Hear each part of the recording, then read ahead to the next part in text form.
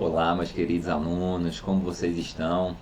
É com grande satisfação que vamos ver na aula de hoje as mudanças que aconteceram no Código Tributário Nacional, o nosso famoso CTN, feita pela Lei Complementar 227, já agora de 2026, né? Para quem ainda não me conhece, meu nome é Diogo Tines, sou auditor fiscal aí da Cefaz Goiás e professor de Direito e Legislação Tributária. Então, sem mais delongas, vamos aí falar um pouquinho da Lei Complementar 227 de 2026. Quando o pessoal está comentando sobre essa lei, a grande maioria aí eu já vi diversas pessoas falando aí da instituição do comitê gestor do IBS, do processo administrativo tributário do IBS, assim, não que essas matérias não sejam importantes, né? Esses assuntos com certeza são, mas ainda não estou vendo o pessoal falar sobre o que essa lei alterou no Código Tributário Nacional. E é justamente o que a gente vai ver na aula de hoje. Tá? Então, já dando um pequeno spoiler, digamos assim, um pequeno resumo, a Lei Complementar 227, ela basicamente aí inseriu novos dispositivos da COSIMP, né, a contribuição do serviço de iluminação pública e também aí de segurança e monitoramento dos logradouros públicos, e também ela alterou aí alguns dispositivos do CTN sobre lá referente ao ITBI, né? Então, antes de a gente ver exatamente quais foram essas mudanças, eu acho que é importante a gente ver o histórico de como foi a evolução ao longo do tempo. Tá? Primeiro de tudo, queria lembrar para vocês que nosso Código Tributário Nacional ele é lá de 1966 e desde a redação lá original do Código Tributário Nacional, a gente inicialmente cobrava o serviço de iluminação pública por meio de taxa, né? Vamos relembrar aqui, ver qual é o conceito, a definição de taxa que o CTN colocou, né? Lá no artigo 77, ele fala que as taxas cobradas pelos entes públicos, no âmbito de suas respectivas atribuições, têm como fato gerador, vamos ter dois fatos geradores. Primeiro, o exercício regular do poder de polícia, ou, aí vem a parte importante para a aula de hoje, né? A utilização efetiva ou potencial de serviço público específico e divisível prestado ao contribuinte ou posto à sua disposição, né? Então, com base nisso, muitos municípios cobravam a taxa de iluminação pública, baseado nesse serviço público. Mas isso aí já é bem pacificado, né? Eu imagino que vocês já saibam que isso aí foi levado para o Supremo Tribunal Federal, justamente pelo fato desse serviço público não ser divisível, né? Lembrando o que é um serviço público específico e um serviço público divisível. Um serviço público ele é considerado específico quando a gente, contribuinte, a gente consegue ver qual o serviço público está sendo prestado. Beleza, serviço de iluminação pública a gente até consegue ver aquele município prestando esse serviço, mas ele não é divisível. Divisível é quando o ente público, ou seja, no caso específico a gente está falando da taxa de iluminação pública que é cobrada pelos municípios, ou seja, os municípios conseguiriam dividir e saber o que cada um está usando. Então fica claro que esse serviço público ele não é divisível, não tem como o município saber que aquele cara lá, que é um fofoqueiro de plantão, fica lá horas lá naquela praça debaixo do poste e passa, sei lá, 30 horas por mês, enquanto alguém que só vai trabalha o dia todinho em casa, dorme cedo, não usufrui aí do serviço de iluminação pública. O município não tem como saber isso, e é justamente por conta disso que o STF entendeu, né, editou essa súmula vinculante 41 e, de acordo com o STF, o serviço de iluminação pública ele não pode ser remunerado mediante taxa, e é justamente pelo fato dele não ser divisível, né? Então, por conta disso, os municípios começaram a chorar, né? Nossa, perdeu a arrecadação, como é que vai ser agora as contas públicas e daí por diante. E nosso legislador constituinte, ele reformador, alterou a nossa Constituição nossa Constituição Federal, surgindo uma nova competência tributária para os municípios e para o Distrito Federal. Com o artigo 149A da Constituição Federal, agora os municípios e os municípios do Distrito Federal poderão instituir contribuição na forma das respectivas leis para o custeio do serviço de iluminação pública. Tranquilo? Então, isso aconteceu, lembrando que a gente ainda está vendo a história, tá? Isso aí foi alterado, mas isso aconteceu lá em 2002. Então, agora os municípios puderam, assim, digamos assim, dar uma respirada, né? Que é meio que eles conseguiram aí manter a fonte de receita, agora com uma outra roupa. Não mais com a roupa de taxa, e sim com a roupa de uma contribuição especial, né? A contribuição especial, ela não tem que ter essa não tem que ter essa divisibilidade da forma que as taxas têm, beleza? Então, tranquilo, isso aí foi pacífico. Até hoje é pacífico essa cobrança do serviço de iluminação pública. Só que agora, com a reforma tributária que ocorreu em 2023, veja que foi alterado o artigo 149A para que a gente não tenha somente o custeio do serviço de iluminação pública. A gente vai ter o custeio, a expansão e a melhoria. Essa foi a primeira alteração.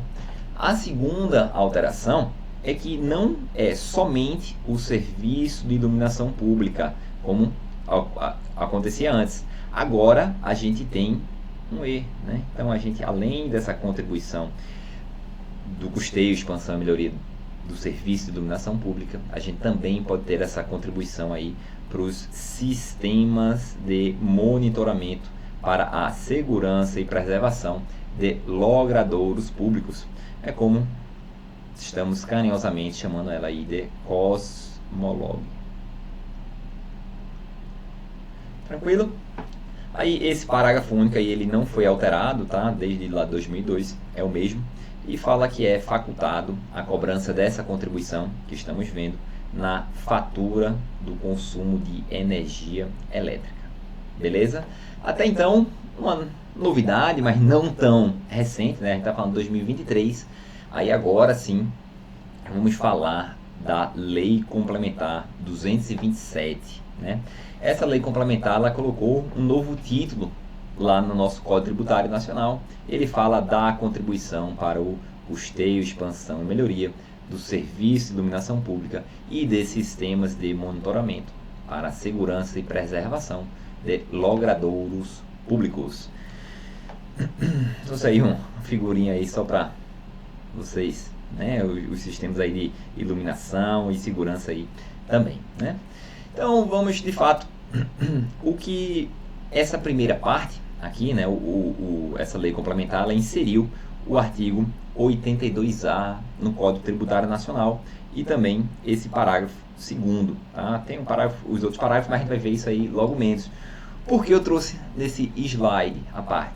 Perceba, aqui a gente não teve nenhuma novidade, né? Ele está repetindo o que está lá exatamente na nossa Constituição Federal, certo? Aí sim, eu acho que é a parte que talvez seja mais interessante, principalmente aí voltada em concurso público, né? De acordo com o parágrafo 1º desse artigo, para fins do que a gente viu no caput desse artigo, que é exatamente igual ao que está lá na Constituição, ele define aí o que é custeio, expansão e melhoria do serviço de iluminação pública, e ele também define o que é custeio, expansão e melhoria de sistemas de monitoramento para a segurança e preservação de logradouros públicos. Perceba, ele começa mais ou menos igual, tá? Aqui, ó, aquisição, a implementação, instalação, expansão, manutenção, a operação, gestão e desenvolvimento dos projetos, dos equipamentos, das tecnologias, dos serviços e dos ativos destinados à prestação de serviços relativos à rede de iluminação pública. Seja ela aqui uma parte que eu acho que é mais importante para fins de prova, temporária ou permanente, tá? Perceba que não tem que ser algo permanente, pode ser aí um serviço de iluminação pública temporário, né, com o objetivo de promover iluminância em vias, logradouros públicos e equipamentos públicos comunitários e urbanos em qualquer área do território municipal ou distral. E também, né, como já adiantei para vocês, ele define também a parte aí do que é considerado custeio, expansão e melhoria da Cosmolog, né? Começa aí a parte bem igual: aquisição, implementação, instalação, expansão, manutenção, operação, gestão e desenvolvimento de projetos e sistemas, das tecnologias, dos meios de transmissão da informação, da infraestrutura dos equipamentos destinados ao monitoramento para a administração, controle, segurança, preservação, prevenção de desastres em vias, logradouros públicos e equipamentos públicos, comunitários e urbanos em qualquer área do território municipal ou distral, incluídos, né? A banca gosta de colocar um exceto, alguma coisa não, incluídos os ativos necessários ao funcionamento de centros integrados de operação e controle e a integração de sistemas de gestão de monitoramento pela administração pública. Tranquilo? Então, até aí, resumindo a parte mais importante que a gente viu na aula, até agora foi justamente isso, né? O resto da história é bom para a gente entender, mas o que tem de parte nova é justamente esse slidezinho aqui. Beleza.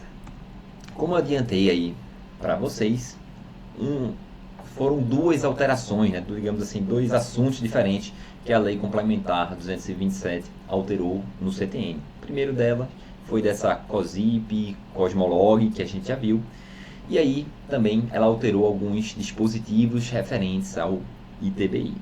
Para isso vamos replicar aqui, né, mais ou menos a mesma lógica do que a gente viu e começar aí pelo histórico do ITBI, tá? Lembrando que o ITBI é de 1900, o CTN é de 1966 e a nossa Constituição Federal é de 88, né? Então o CTN foi editado à época de uma outra Constituição e lá nessa outra Constituição eram os estados que tinham a competência para a transmissão de bens imóveis, certo? Com a Constituição Federal, essa competência do Estado, ela meio que foi repartida, né? Uma parte ainda continuou com os estados, né? Que é justamente a figura do ITCD. Então, a transmissão de bens imóveis por causa-morte, né? Ou seja, por herança, ainda é de competência dos estados. Também uma transmissão de bens imóveis a título gratuito, ou seja, uma doação, ainda ficou dentro da competência dos estados. Só que com a nossa Constituição de 88, como eu falei para vocês, uma parte dessa competência, que é a transmissão de bens imóveis intervivos por ato oneroso, passou aí para o campo de incidência da competência dos municípios. Tranquilo? E o nosso CTN, até então, ele não tinha sido alterado, né? Então, como é que estava antes da Lei Complementar 227, agora de 2026, alterar o CTN ele ainda tinha a seguinte redação. Lá no artigo 35, falava que o imposto de competência dos estados sobre a transmissão de bens imóveis e direitos a eles relativos tem como fato gerador, né? Tem a transmissão aqui, ó, a qualquer título da propriedade ou domínio útil de bens imóveis, a transmissão também, ó, a qualquer título desses direitos reais sobre os imóveis, exceto os direitos reais de garantia, e também a cessão de direitos relativos a essas transmissões. Também tinha esse parágrafo único que falava que nas transmissões causa-mortes ocorrem tantos fatos geradores distintos quanto sejam os herdeiros ou legatários. E também estava lá na redação original que o imposto que era de competência dos estados, ele iria que o sujeito ativo, né, dessa transmissão do bem imóvel era da situação do imóvel, né? Então, se aquele imóvel tivesse aí no estado de Goiás, qualquer transmissão a qualquer título, né, ou seja, gratuito ou oneroso, e o sujeito ativo seria o Estado de Goiás, porque aquele imóvel está no Estado de Goiás, independentemente de quem eram os proprietários, os novos e os antigos. Tranquilo? Então isso tudo foi alterado, na verdade, não com essa lei complementar, já era pacífico o entendimento que a nossa Constituição Federal de 88 ele não recepcionou esses dispositivos específicos do CTN, né? Ou seja, houve uma derrogação. Mas o que vou voltar aqui um pouquinho para o slide, né? Ainda falando um pouquinho do histórico, foi exatamente o que eu adiantei para vocês, né? Que hoje, com a Constituição de 88, compete aos estados e ao DF instituir impostos sobre transmissão, causa-mortes e doação de quaisquer bens. Ou seja, teve uma causa-mortes, uma doação de qualquer bem, inclusive aí dos imóveis, compete aos estados. Mas surgiu essa nova competência dos municípios e também do DF, né? O DF tem essa competência cumulativa, que ele acumula os impostos estaduais e municipais. Então, bem que para o DF não mudou muita coisa, né? Mas para os outros municípios, teve essa competência da transmissão inter vivos, ou seja, não é causa-mortes, a qualquer título, por ato oneroso de bens imóveis por qualquer natureza ou ascensão física e de direitos reais sobre imóveis, exceto os de garantia, né? Os de garantia, a gente tem 3, né? Tem o penhor, a hipoteca e a anticrece. Beleza? Então, com essa exceção, né, a transmissão por ato oneroso dos bens imóveis e dos direitos reais sobre esses bens imóveis, por ato oneroso entre pessoas vivas, ficou aí de competência dos municípios. Consequentemente, foi como eu falei para vocês, aquele artigo 35 que a gente viu antes, ele não foi recepcionado pela Constituição Federal. Aí vem agora a Lei Complementar 227 e ela altera o nosso CTN justamente para ele ficar mais adequado com a nossa realidade, né, de que essa competência hoje é dos municípios. Então vamos ver como, de fato, a novidade, que de fato, como ficou hoje a redação atual do Código Tributário Nacional no artigo 35, é a seguinte: o imposto sobre a transmissão inter vivos por ato oneroso de bens imóveis e direitos a eles relativos, de competência dos municípios e do DF, tem como fato gerador. Perceba que é mais ou menos a mesma coisa ali que a gente viu, né? Que é a transmissão inter vivos a qualquer título por ato oneroso somente da propriedade ou do domínio útil de bens imóveis por natureza ou por acessão física, né? Como definidos na lei civil.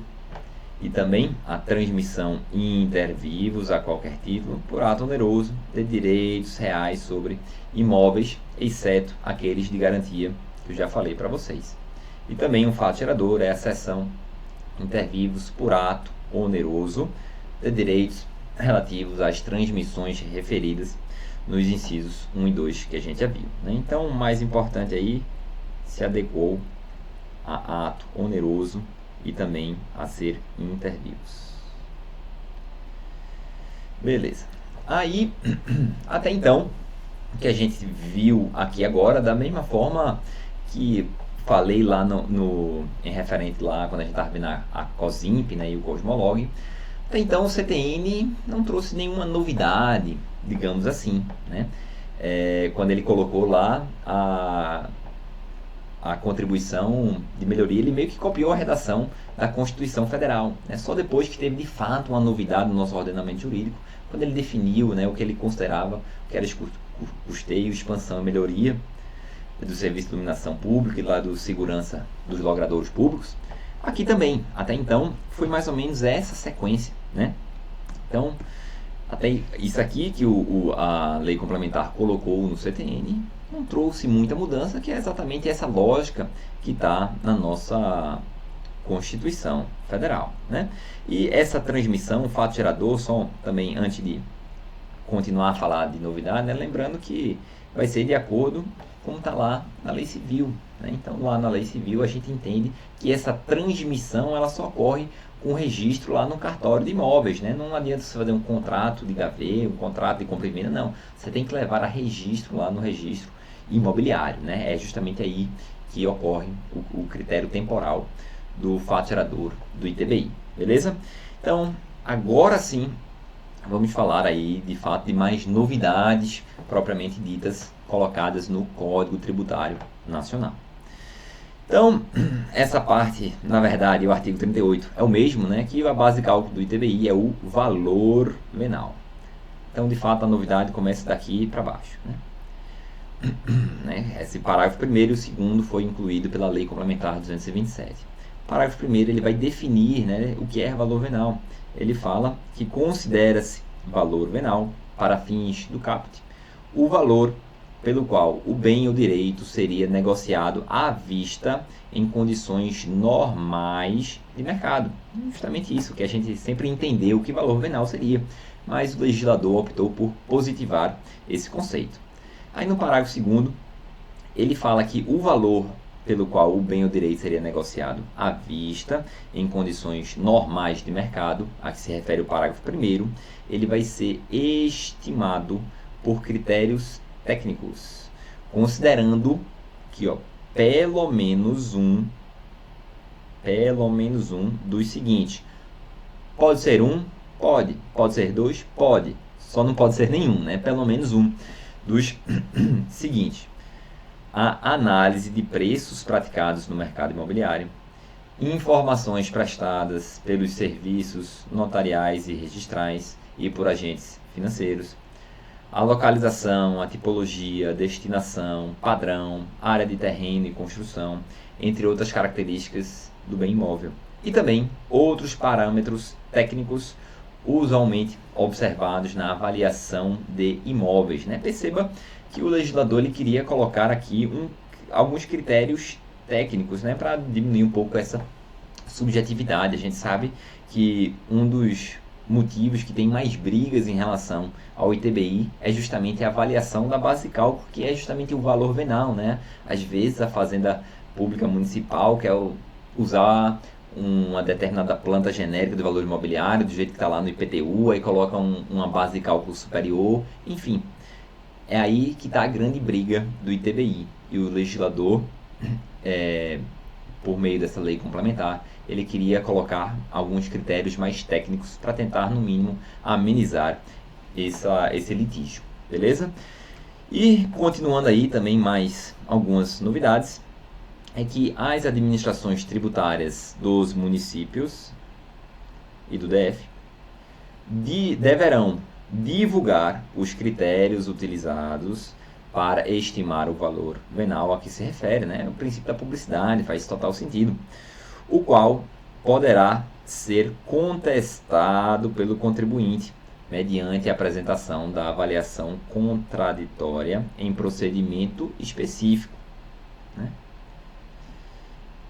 nos termos da legislação específica, seja lá do determinado município ou do DF, né? É óbvio, né? Não é pelo fato de a administração pública municipal de Estral divulgar o critério que o contribuinte ele é obrigado a aceitar, né? Cadê o direito aí ao contraditório e ampla defesa, né? Inclusive aí dentro do processo administrativo.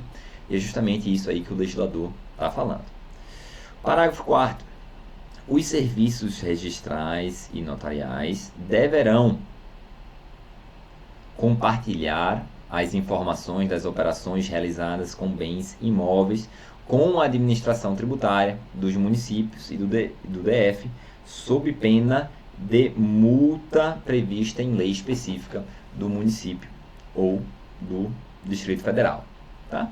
E, por fim, o artigo 41 também nada de muito relevante, porque é já algo pacífico e é justamente o que também está na nossa Constituição Federal, que esse imposto, que a gente está vendo que é o ITBI, ele compete ao município da situação do bem ou ao DF, né? Então, se aquele bem imóvel estiver no município de Goiânia, mas o proprietário estiver em Brasília e o novo proprietário, o adquirente estiver, sei lá, em Recife, não importa onde essa galera esteja situada. O sujeito ativo, a quem compete cobrar esse ITBI, é de onde está localizado esse bem imóvel, né? Que nesse exemplo hipotético foi Goiânia. Não é isso?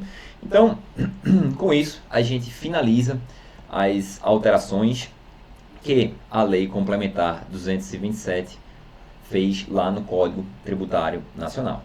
Beleza? Com isso aí, chegamos ao fim. Espero que tenham gostado. E no mais, desejo aí bons estudos e convido vocês também a participar dos nossos cursos regulares. Tranquilo? Então, um grande abraço e até a próxima.